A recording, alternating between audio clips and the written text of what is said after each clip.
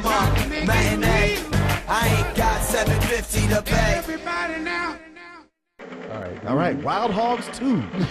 Might as well be. Not even. This is Old Dogs, and they needs to be put to sleep. Now help me out though. Okay, it's Old Dogs from the makers of Wild Hogs, and it's got John Travolta. Is John Travolta not his same character? No, it has nothing to do with them at all. It's just trying to identify with the previous film that these producers made with John Travolta. It has nothing to do with it. In fact, here's what's gonna bake your noodle. Wild Hogs is a much better film than Old Dogs. What? Wild Hogs has characters and a story that could actually be called a plot. I can't hate it. Maybe it's because I just felt like it helped me to go to sleep. But other than that, I mean... Aren't you the guy that turned to me about 15 minutes in and said, I don't think I can take this anymore? Yeah. And I said, you're going to walk out, and you go, I think I am. Yep. And you looked at me, and I said, yeah, I'm not going to let this one beat me. And you said, wait, you still have never walked out of a film? And I'm like, no, I haven't. And you were like, fuck, now I have to stay. And that was the conversation we had. I cannot 15 lie. minutes in. I cannot lie. And it did indeed get worse from there. There's a few thin story elements that kind of link together these scenes of these two jackasses that have no character at all. It's just Robin Williams and John Travolta. Robin Williams plays Old Dog number 1, and John Travolta plays Old Dog number 2, who's the swinging, occasionally hits that version of number 1. There's no difference between these characters.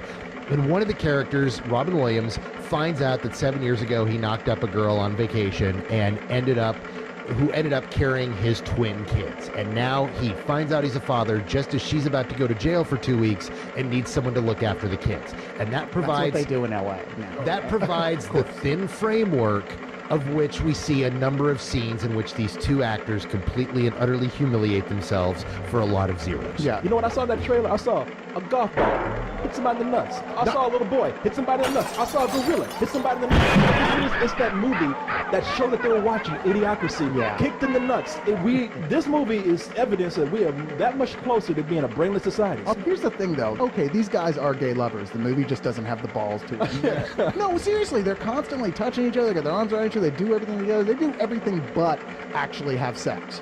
And you're like, okay, why don't they just admit it that these two guys are lovers? Well, we say John Travolta and Robin Williams. Wow, they really are degrading themselves being in this film. But we're accustomed to that from them. Exactly. But Seth Green, Matt Dillon is in this, Justin Long, Dax Shepard, Luis Guzman, all these great comedic actors kind of step in, collect their check before they walk into frame, and then do the most ridiculous bull you've seen them do in years. May I make a statement here that Seth Green and Dax Shepard were in a movie called Without a Paddle? Exactly. You know what? That was great by comparison. And neither of them were stars at the time. That was Dax Shepard's first movie, and Seth Green's like third. Seth Green, he was a star. Not in 1999 when they made that movie. That was in 1999. Without a Paddle? Look it up.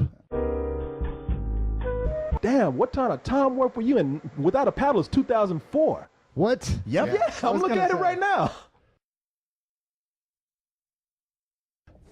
You.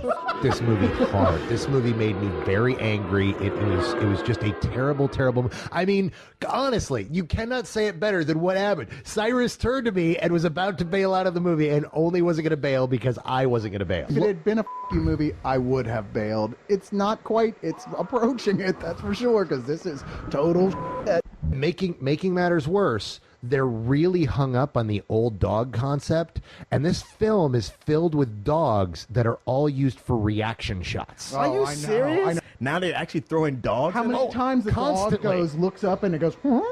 There are dogs in scenes that there doesn't need to be a dog, only for the reaction shot. It is so... I cannot... You have to... I almost want you to go and see this movie so you can understand what the we went through. Actually, it would have been cool had they had like a few shots, like one dog, one other dog, like, and then cut to the other dog was like.